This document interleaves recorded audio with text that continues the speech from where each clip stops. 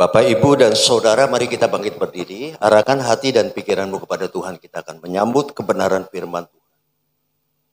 Bapa di dalam sorga, sungguh pagi hari ini adalah pagi yang baik, pagi yang indah. Kalau kami ada di tempat ini bukan kebetulan, karena semua ada di dalam kedaulatan Tuhan. Dan kami sudah diberkati melalui pujian dan penyembahan, dan kami percaya sebentar ada firman Tuhan yang disiapkan oleh Tuhan untuk memberkati jemaat. Kalau seluruh jemaat di tempat ini merindukan berkat Tuhan, maka engkau perlu tahu bahwa kerinduan untuk memberkatimu yang ada di hati Tuhan jauh lebih besar. Dia ingin setiap orang yang ada di tempat ini menikmati berkat Allah. Dan engkau keluar dari tempat ini dengan sukacita yang besar. Dengan kekuatan yang membuat engkau bisa menjalani hari ini minimal sampai malam. Engkau ada di dalam kekuatan Tuhan. Segala masalah persoalanmu sejenak engkau lepaskan. Karena engkau ada di tempat yang tepat. Ada Tuhan yang menjanjikan kelegaan. Dan firman Tuhan katakan marilah. Satu undangan yang sifatnya kuat, sangat kuat. Marilah kamu yang letih, lesu, dan berbeban berat. Datang kepadaku. Apalah artinya datang kepada Tuhan kalau Tuhan tidak memberikan kelegaan? Atau beban itu masih ada. Tapi janji Tuhan tidak mungkin tidak engkau dapatkan. Ketika engkau datang kepada Tuhan, Tuhan menjanjikan kelegaan. Dan kelegaan adalah satu kemerdekaan dari beban-beban hidup. Bukankah ini sungguh yang kita cari pada pagi hari ini? Terima kasih Tuhan, urapi hamba-Mu Tuhan. Sembunyikan hamba-Mu di balik salib-Mu yang penuh kemuliaan itu. Sehingga seluruh tempat ini bukan kata-kata, tetapi realita. Seluruh tempat ini dipenuhi oleh kemuliaan Tuhan.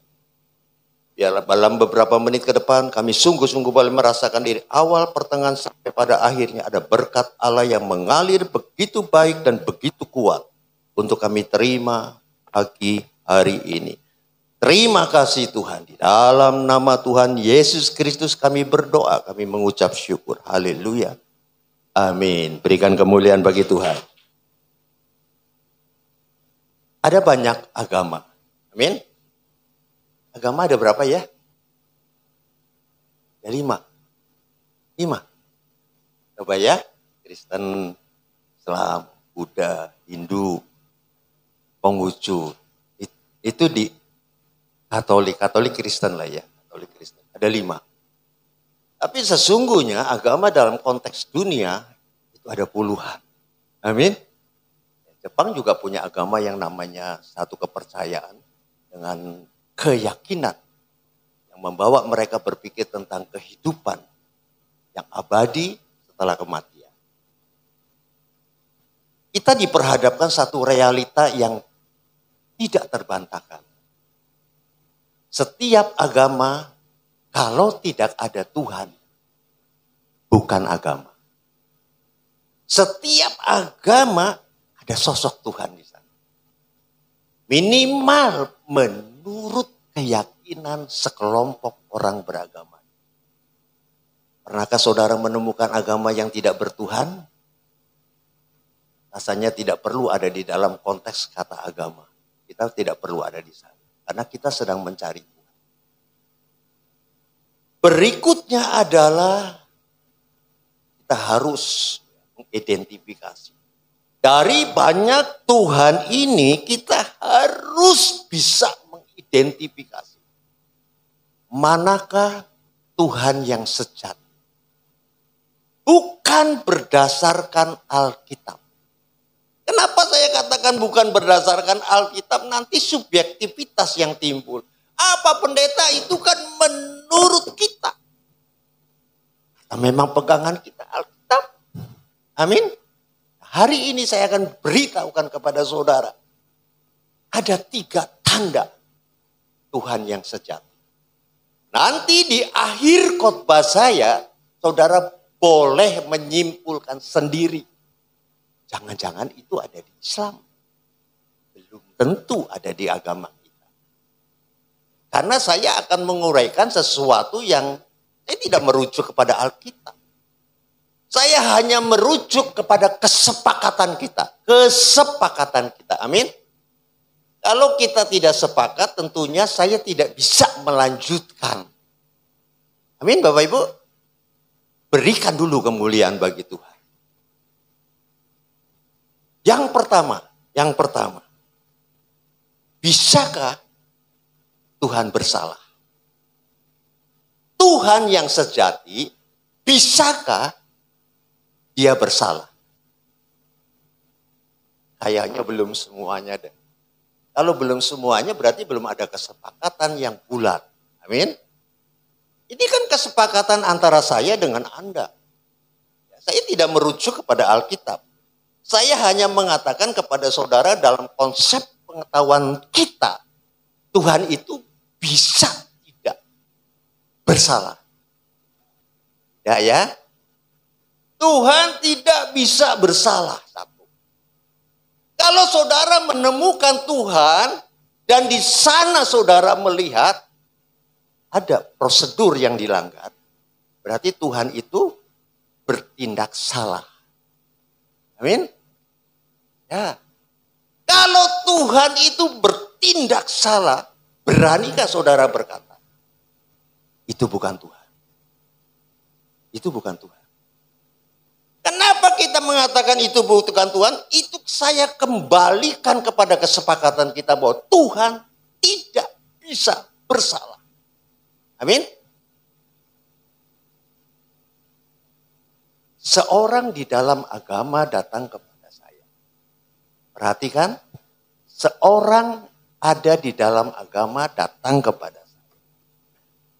Dan dia berkata bahwa di dalam agamaku, Allah itu Maha Pengampun dan Maha Penyayang. Asal aku bertobat saja, dosa-dosaku diampuni karena Dia Maha Pengampun dan Maha Penyayang. Orang ini berkata seperti itu. Saudara bisa tangkap kata-kata ini? Bisa diterima nggak kira-kira? Bisa. Ya. Secara sepintas, statement ini tidak ada yang keliru. Statement ini tidak ada yang salah. Jadi Tuhan ini benar. Allah di dalam agama kami Maha Pengampun dan Maha Penyayang. Asal aku bertobat saja, dosa-dosaku diampuni oleh Allah. Jadi oleh Tuhannya mereka. Sekarang saya akan bercerita dan saudara jawab lagi. Yang pertama kan saudara berkata, tidak ada yang salah Pak di sana. Kan Allah itu Maha Pengampun dan Maha Penyayang. Kalau aku bertobat, maka dosa-dosaku di masa yang lalu diampuni oleh Tuhan. Sepertinya benar. Saya harus bercerita. Satu cerita yang mungkin bisa saudara pertimbangkan untuk mengkoreksi jawaban saudara. Seorang anak muda, dia kalap karena kemudaannya membuat pertimbangannya kadang tidak sama dengan orang yang sudah berumur. Amin. Anak muda ini dengan emosi karena satu pertengkaran dia membunuh. Dia melakukan dosa. Amin. Dia melakukan kesalahan, membunuh. Orang ini sadar. Orang ini sadar. Dia menangis. sungguh-sungguh di dalam hatinya, aku kalap, aku nggak sadar. Tapi dosa itu sudah terjadi. Dan orang ini dengan sangat sadar, lari ke kota yang sangat jauh. Lalu pertanyaannya, kenapa dia harus lari, Pak? Harus lari ke kota yang begitu jauh. Karena dia tahu polisi akan kejar dia. Dan polisi akan tetap mempersoalkan pembunuhan tadi. Setuju? Setuju ya? Dia lari dan dia tinggal di kota yang jauh dari tempat dia berbuat dosa. Dan di kota itu, dia berkeluarga. Dia punya istri, dia punya anak-anak. Dia punya tetangga. Tetangga dekat, tetangga jauh. Dan selama 20 tahun dia melarikan diri dari dosa itu, sungguh-sungguh dia sudah bertobat. Tidak ada bekas-bekas bahwa dia orang jahat. Terhadap istrinya dia begitu baik. Terhadap anak-anaknya begitu luar biasa. Terhadap tetangga kiri kanan jangan ditanya. Karena pertobatan itu membuat dia harus menunjukkan satu hidup yang baru. Ramah terhadap tetangga kiri.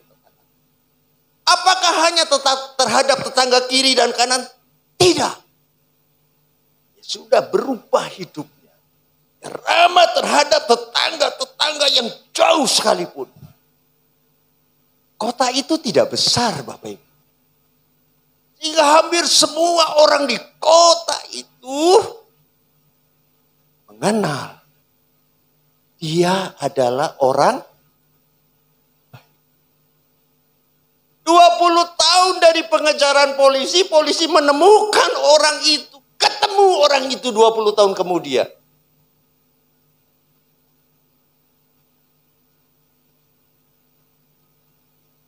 Lalu polisi berkata, akhirnya kamu tertangkap dan harus ada proses hukum. Lalu orang ini berkata, Pak polisi, saya ini sudah menjadi orang baik 20 tahun yang lalu. Semenjak kejadian itu, tidak sedikit pun ada kejahatan yang saya kerjakan. 20 tahun saya sudah bertobat. Lalu orang ini berkata kepada Pak polisi, Pak polisi boleh tanyakan kepada istri saya, Pak polisi boleh tanyakan kepada anak-anak saya, Pak polisi boleh tanyakan kepada tetangga saya. Hanya kepada istri. Bagaimana suami kamu? Istrinya bilang, suami saya adalah suami yang sangat baik. Bertanggung jawab sebagai kepala rumah tangga. Istrinya tanya lagi kepada anak-anaknya, bagaimana menurut kamu papa kamu? Anak-anaknya bilang, papaku beda Pak polisi dengan papa teman-temanku. Jadi dia begitu bangga dengan papanya. Tidak menemukan cacat. Dia tanya kepada seluruh tetangga-tetangga itu dan hampir semua orang di kota itu ditanya. Dia tidak menemukan satu orang pun yang mengatakan bahwa orang ini adalah bukan orang baik. Bukan orang jahat. Ya orang baik. Pertanyaan saya. Apakah langsung? Oh ya sudah. Kamu sudah bertobat, sudah oke. Kamu bebas dari hukuman itu. Bebas tidak? Itu saudara yang jawab. Ya bebas. Persoalan di sana itu persoalan hukum. Persoalan pertobatan, persoalan kesadaran. Bahwa itu jahat. Aku mau kembali yang baik. Pertobatan tidak bisa membawa saudara dan saya kepada pengampunan. Karena kalau saudara diampuni oleh karena saudara mengasihi ini. Kalau polisi memberikan pengampunan dan dilepaskan dari kasus pembunuhan itu. Polisi ini sedang berbuat baik, tetapi prosedurnya salah. Amin. Manusia bisa lakukan. Tapi Tuhan tidak bisa lakukan. Dan saya mau katakan, kebenaran, pengampunan, hanya ada prosedur yang benar dan tidak ada pelanggaran di sana. Itu di Kristen. Di Kristen. Ya kamu boleh bertobat, tapi dosa-dosamu tetap harus diselesaikan. Bagaimana cara menyelesaikannya? Dengan konsep pemberesan hukuman. Hukuman ini tetap harus berjalan. Manusia jatuh di dalam dosa, ketetapan Tuhan fix. Just only one. Kalau ada ketetapan Tuhan 10 terhadap dosa, saudara bisa bimbang, saudara bisa ragu, dan saudara bisa bertanya-tanya. Tapi ketetapan Tuhan hanya satu pasal. Mana Pak Pendeta pasalnya? Roma pasal 6 ayat 23. Coba kita baca. Roma pasal 6 ayat 23. Munculkan dulu ya. Roma pasal 6 ayat 20. Nanti kita selesai, saudara bisa mendapat gambar. Tidak ada Tuhan yang banyak itu. Karena Tuhan yang banyak itu semuanya, mereka melakukan satu prosedur yang salah. Mereka berbuat kesalahan besar terhadap topik besar agama. Topik besar agama bukan kasih, tapi pengampunan. Karena masalah besar manusia adalah dosa. Pengampunan itu harus dilakukan oleh pribadi yang bertanggung jawab, tapi dengan cara yang benar, cara yang adil. Mari kita lihat pasal tentang dosa. Roma pasal 6 ayat 23, sebab upah dosa, selesai dulu. Sebab upah dosa adalah maut, dan Tuhan mengatakan kalau itu ada dosa, ada maut. Kecuali dosa itu diselesaikan dengan prosedur hukum yang benar. Itu namanya yang ayat B. Tetapi karunia Allah ialah hidup yang kekal dalam Kristus Yesus padahal kita berdosa. Karunia Allah berbicara tentang pergantian hukuman. Harusnya kita yang dihukum. Tuhan mau hukuman itu tetap dilaksanakan. Karena ketetapannya dia nggak mau langgar. Upah dosa adalah mati. Hukuman itu ditimpakan. Dan ujung daripada hukuman itu harus kematian. Karena dia sedang mengerjakan proses hukum tentang dosa. Harus berujung kepada kematian. Tuhan mengutus putranya. Apa disalib dia cuma pingsan? Kalau cuma pingsan, penyelesaian hukum terhadap ketetapan Tuhan dilanggar oleh Tuhan sendiri. Upah dosa adalah maut. Yesus harus mati. Dan kita mendengar kabar baik, Bapak. Yesus mati itu bukan versi Alkitab. Seandainya hari ini Alkitab hilang, tidak berbekas, masih ada sejarawan, masih ada ilmuwan yang tidak perlu merujuk kepada Alkitab. Kuburnya masih ada, kuburnya kosong. Golgota atau Kalvari masih ada. Ron Wyatt, seorang profesor, datang ke Kalvari. Dia gali tanah yang ada di bawah daripada kayu salib itu. Dia bawa. Darahnya tidak ada. Tapi darah itu bagi seorang ilmuwan, sekalipun tidak ada. Tapi darah itu masih ada di dalam tumpukan tanah. Dibawa ke laboratorium. Apakah dibawa ke laboratorium Prodia? Tidak.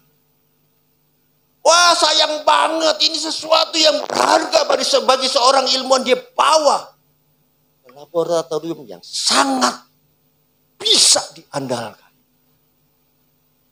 Setelah dilihat dengan mikroskop, putar lagi, putar lagi, putar lagi. Sang peneliti yang menggunakan mikroskop tadi gemetar. Dia takut terhadap hasil ini. Dan dia nggak berani berkata kepada Ron Hyatt, dia nggak berani berkata hasilnya. Karena seumur hidupnya dia melihat darah manusia, tidak ada yang seperti. Saudara, kalau ada saudara melihat manusia yang rupanya mirip, padahal bapak ibunya rupanya beda jauh. Tapi ini mirip semua, anak-anak itu ada. Saudara tahu itu karena apa? Bapaknya tinggi besar, bapaknya hitam segala, tapi mukanya sama. Itu kelainan genetik. Kromosomnya kurang dari 46. Karena kita bisa seperti ini, semuanya menjadi normal, itu gabungan dari 23 kromosom bapak, 23 kromosom ibu. Mana yang lebih dominan itu pembentukan jenis kelamin. Tapi jumlahnya harus 46. Kurang dari itu dia menjadi idiot. Dan orang-orang itu seperti, maaf ya Bapak Ibu ya, kata orang seperti monyet.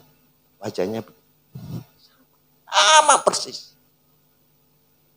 Itu kromosom pembentuk kehidupan. Ketika darah itu jumlahnya 24, si peneliti nggak punya tenaga. Dia lemas. Mana ada darah seperti ini. 23 dari Maria, 1 dari Bapak. So, karena Bapak bukan manusia, dia tidak perlu 23. Hanya sekedar membuktikan bahwa di dalam dirinya ada 100% human. 100% manusia. Tapi di dalam dirinya ada 100% Allah karena dia menggunakan tubuh dosa. Kemudian hari ini kalau Bapak Ibu perhatikan jumlah penduduk yang ada di bumi ini sejak Adam dan Hawa. Ada yang sudah pada mati tapi netnya bersihnya 8,5 miliar. Jadi kalau yang sudah mati mungkin 20 miliar. Jumlah orang yang pernah hidup di bumi ini. Semuanya. Menggunakan tubuh dosa. Dan di dalamnya ada dosa. Tapi Yesus tidak. Agama sepupu kita juga bilang. Isa itu beda dengan nabi-nabi lain. Kalimat firman-Nya Allah. Kalau firman Allah pasti kudus. Firman Allah pasti suci. Untung saja kita punya saudara sepupu yang mengklaim begitu. Ya? Saudara dia mati. Dia mati. Kematiannya kemudian dia bangkit. Saudara tahu, mau saya kasih tahu ya. Yesus waktu di sini nih, sebelum mati nih, dia tidak berdosa, tapi tubuhnya tubuh dosa. Itu bahasa aslinya menggunakan kata bios. Bios hidup yang membawa kematian.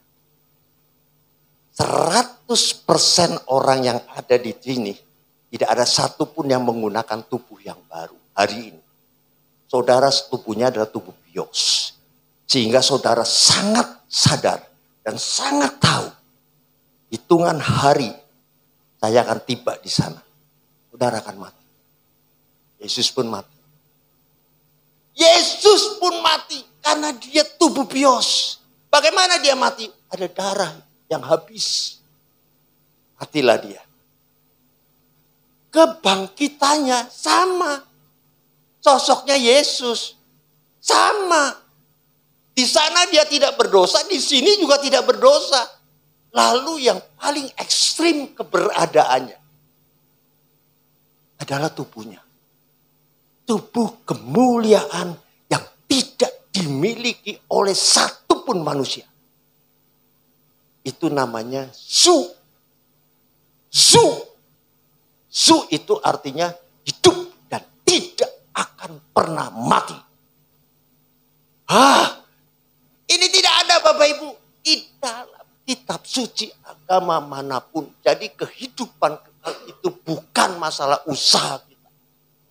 Tetapi perubahan hayat yang kekal itu yang harus mau tidak mau tidak bisa tinggal di dalam kefanaan. Dia pergi Bapak Ibu. Dia pergi ke surga. Tinggal di sana menggunakan tubuh yang namanya zu. Nah, orang yang mau ke surga, dia harus pakai tubuh itu. Dan Yesus menegaskan itu Yohanes 14 ayat 6. Kalau 3 poin ini saya nggak selesai, maaf ya Bapak Ibu. Kita lanjutkan the next. Saudara kan mau mall. Saudara kan mau jalan-jalan. Bosen Pak, masa 3. Banyak amat sih. Bisa 20 Pak. Ya, saya nggak tertarik untuk mengatakan jalan. Kata Yesus kepadanya, akulah jalan. Sudahlah, aku sudah tahu. Itu namanya jalan keselamatan. Jalan keselamatan bukan pertobatan. Jalan keselamatan bukan perbuatan baik. Jalan keselamatan bukan talenta. Jalan keselamatan bukan ukuran moral. Jalan keselamatan adalah ukuran hayat. Kemudian Yesus berkata kebenaran. Kebenaran itu bukan fakta, tapi kebenaran adalah satu sosok yang dari dirinya tidak pernah berbuat salah. Itu kebenaran. Dan Yesus memang tidak pernah diketemukan salah. Makanya dia berani mengatakan, aku kebenaran. Kalau dia mengatakan akulah kebenaran dan saudara betul-betul memperhatikan secara detail, menemukan setitik saja di sana. Maka gugurlah apa yang dikatakan oleh Yesus. Amin. Saya tertarik yang bagian ketiga. Yesus, kamu sudah cukup sebetulnya untuk mengatakan kamu adalah jalan dan kebenaran. Kenapa dia harus menambahkan satu hal yang terakhir, seolah-olah ini urutannya adalah yang ketiga, tapi ini adalah yang utama. Akulah jalan dan kebenaran dan hidup. Saudara, kata hidup ini bukan bios. Aku tidak menawarkan hidup yang seperti ini. Bios kamu cukup bermoral saja, kamu punya bios. Kalau aku datang ke bumi hanya menawarkan bios, itu ada di dalam agama. Gak usah ke saya. Nah, bagaimana menjelaskan tentang zu ini? Nikodemus datang kepada Yesus. Kan Yesus kan kehidupan. Yesus kan zu. Hidup kekal. Nikodemus datang dengan konsep agama. Dia adalah guru besar. Pendeta tahu Pak dari mana Nikodemus guru besar agama? Karena murid-muridnya adalah para guru. Kebenaran yang ada di dalam Nikodemus adalah kebenaran yang dipegang oleh para guru. Sehingga alangkah malunya kalau dia bertemu dengan Yesus dan murid-muridnya tahu, para guru ini tahu. Nikodemus datang kepada Yesus pada malam hari ini, bersembunyi. Kalau bisa tidak ada satupun yang tahu, karena aku ini maha guru dan semua banyak orang di sana. Apa yang aku keluarkan adalah kebenaran. Menjadi pegangan mereka. Orang seperti ini di dalam hatinya bergejolak. Apakah dengan ini saja aku bisa hidup? Dia datang kepada Yesus. Yesus tahu persis apa yang ada di dalam otak daripada Nikodemus. Otaknya penuh dengan pengetahuan. Bahasa aslinya pertobatan dia tahu. Segala macam dia tahu. Itu Yesus tahu. Dalam otaknya penuh dengan pengetahuan. Tetapi Yesus mengatakan, hei Nikodemus. Dia tidak peduli dengan apa yang ada di pikirannya. Dia peduli akan yang ada di hati. Hei Nikodemus. Kalau kamu mau hidup kekal, kamu harus dilahirkan kembali. Dilahirkan oleh siapa? Oleh zu. Oleh zu. Tanpa zu tidak ada kekekalan. Ayatnya di mana Pak? Coba Yohanes pasal 3 ayat 3. Ini bagian dari Nikodemus.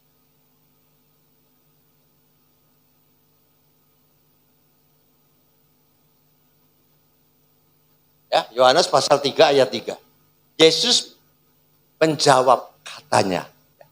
Ini katanya, kalimat pendek tetapi inilah kekristenan. Inilah hidup kekal. Aku berkata kepadamu sesungguhnya.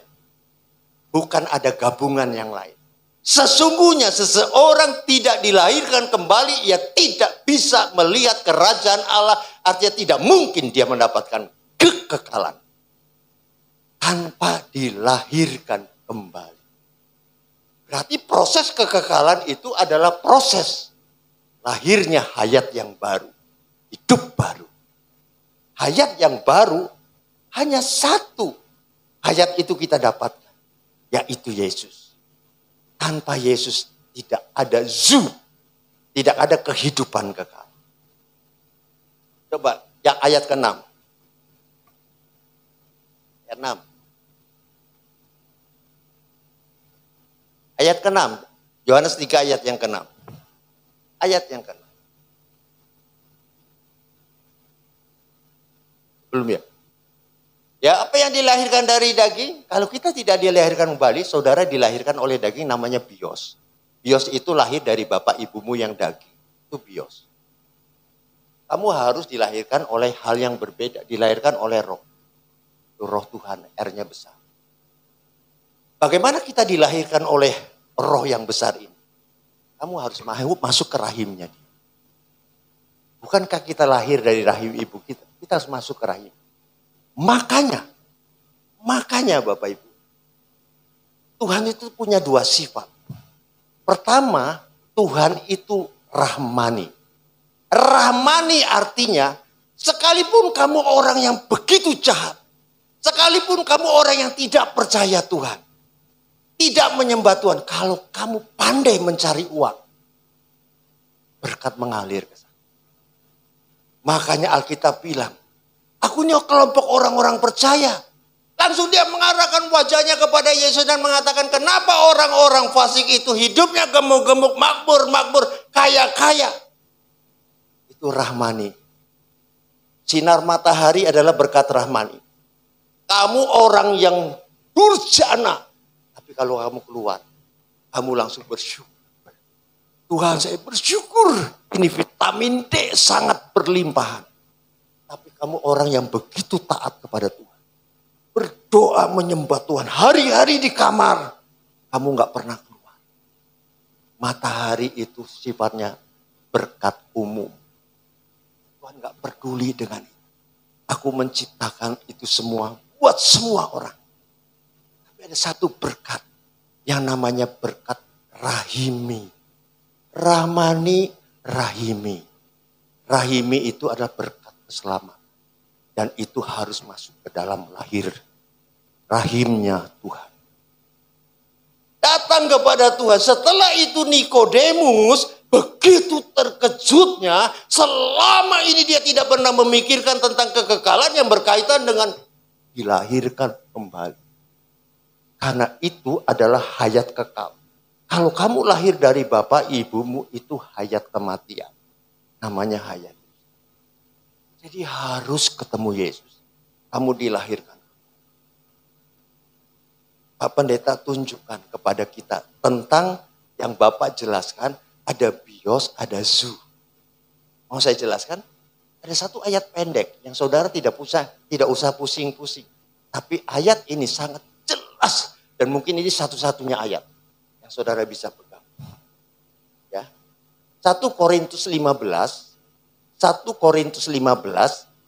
ayat 45.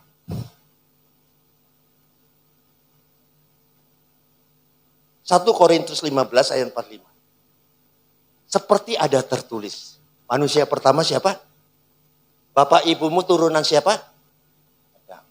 Bapak ibumu bios tidak? Bios. Turunan biologis. Bapak ibumu mati, kamu mati, cucumu mati, cicitmu akan mati. Kalau saudara berani angkat tangan mengatakan, Pak saya turunan bios tapi saya tidak mungkin mati. Tidak ada. Seorang pun manusia dengan segala usaha untuk mempertahankan hidup akan berakhir dengan kematian. Itu bios. Seperti ada tertulis manusia pertama ada menjadi makhluk yang hidup. Hidup ini menggunakan kata bios. Bahasa Indonesia terbatas. Pak, ini kan hidup, Pak. Ya, hidup. Emangnya Adam itu mati? Adam hidup. Tapi hidup bios, hidup daging. Saudara ada di sini. Tapi Adam yang akhir. Adam yang akhir. Menjadi roh yang menghidupkan. Pak, itu kan ada kata-kata hidup juga. Ya, bahasa Indonesia memang menghidupkan. Tapi di sini adalah menggunakan kata zu. Hidup kekal.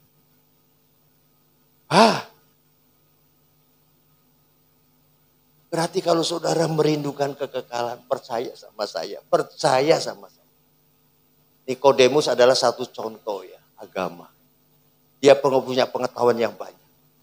Hari ini bukan kebetulan Bapak Ibu. Tiba-tiba dikatakan celakalah orang Farisi dan Saduki, ahli-ahli Taurat. Celakalah kamu. Sebab kamu itu tidak pernah dilahirkan kembali. Mereka tidak pernah dilahirkan kembali.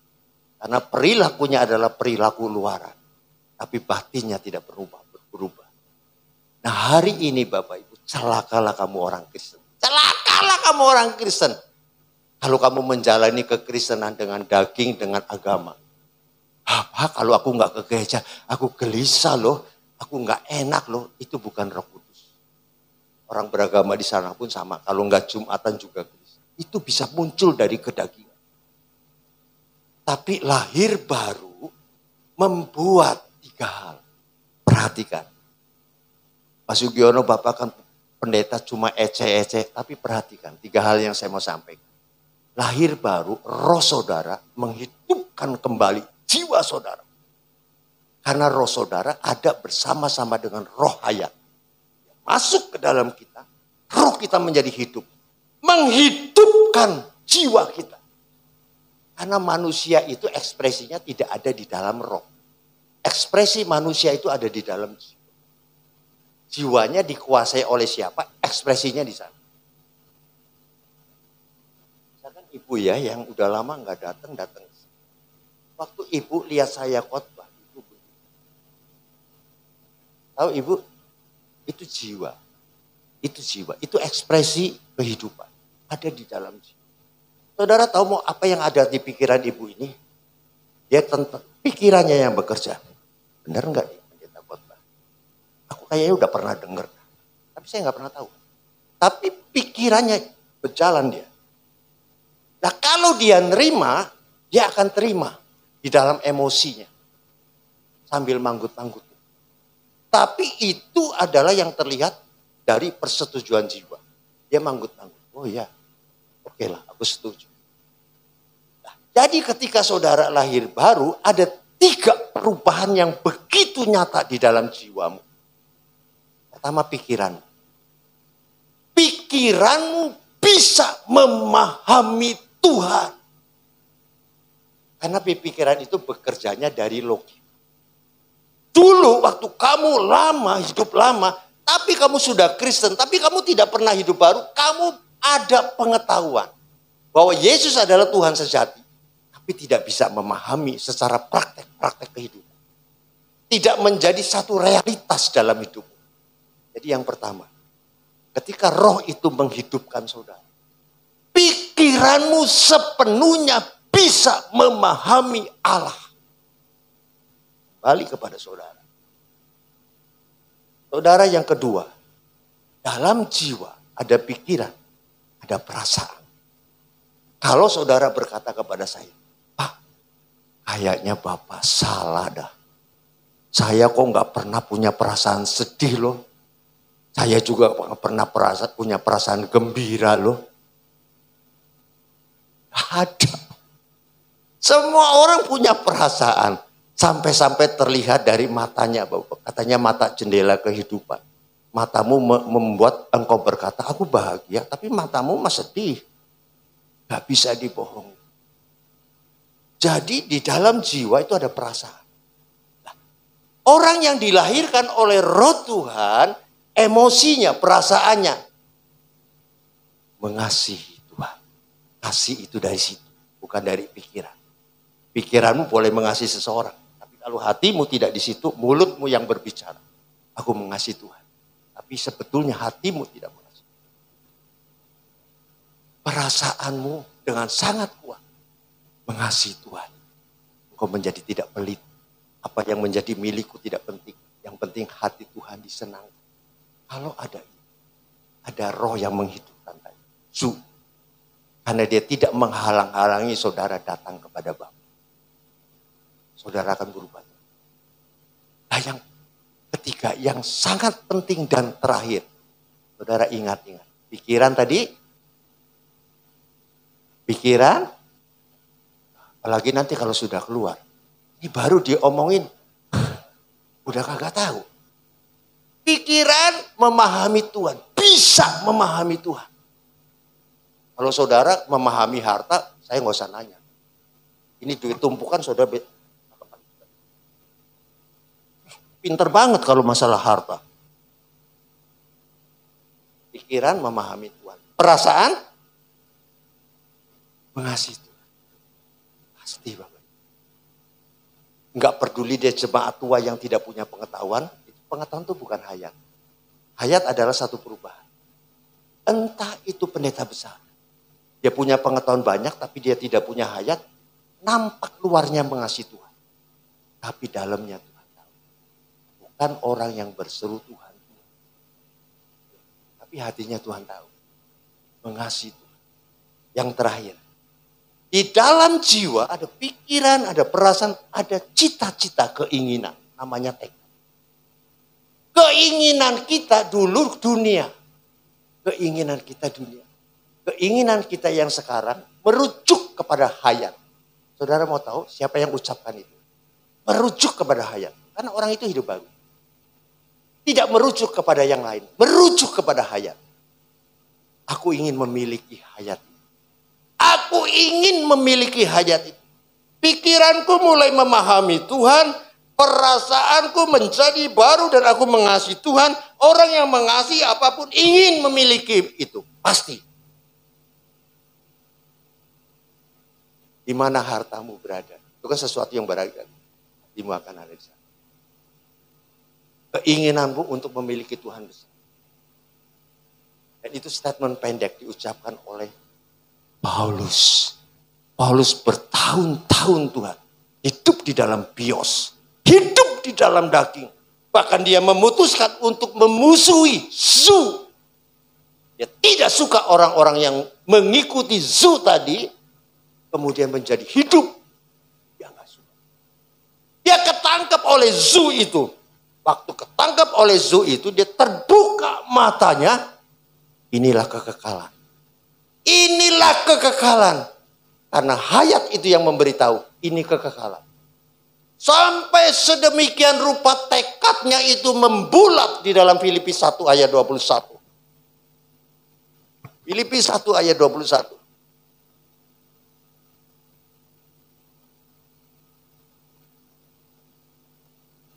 Ini saya munculkan Bapak Ibu, supaya saudara lebih tahu. Ini ayat bukan muncul begitu saja.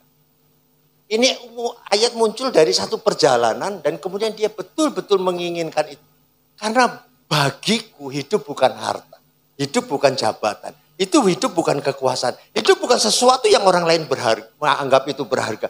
Tapi hidupku adalah Kristus. Dan taruhanku, karena dia ingin memiliki itu, taruhanku adalah mati. Dan di balik kematian itu, aku ada di dalam Zu. Hayat kekal. Sehingga satu keuntungan.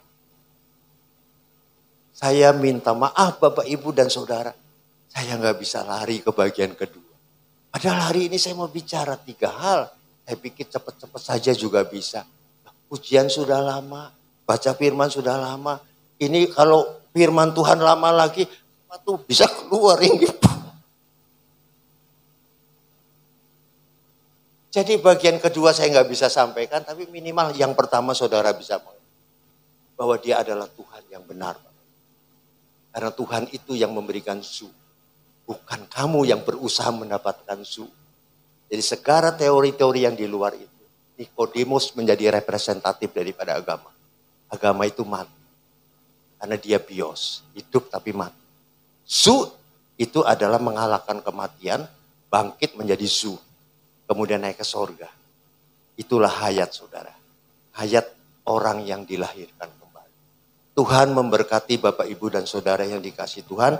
Mari kita bangkit berdiri. Minta song leader. Minta singer. Main musik. Kita nyanyikan refnya saja. Dia jamah segenap hidupku dan beri damai di hatiku. Semua berubah. Semua berubah dan aku tahu Yesus jamah ku jadi baru. Yesus jamah, Yesus jamah segenap hidupku dan beri damai.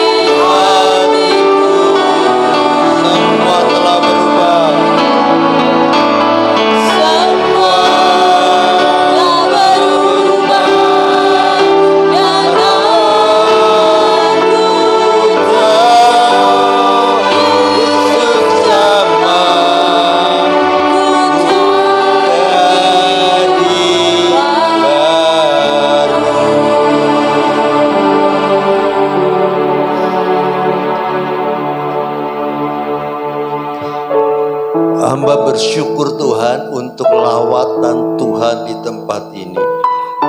Tidak terlalu panjang pemahaman ini untuk dimengerti dan dipahami. Biarlah bagian yang terpenting adalah kami mengerti dan kami mulai berubah, menerima Kristus dengan sungguh-sungguh. Terima kasih Tuhan.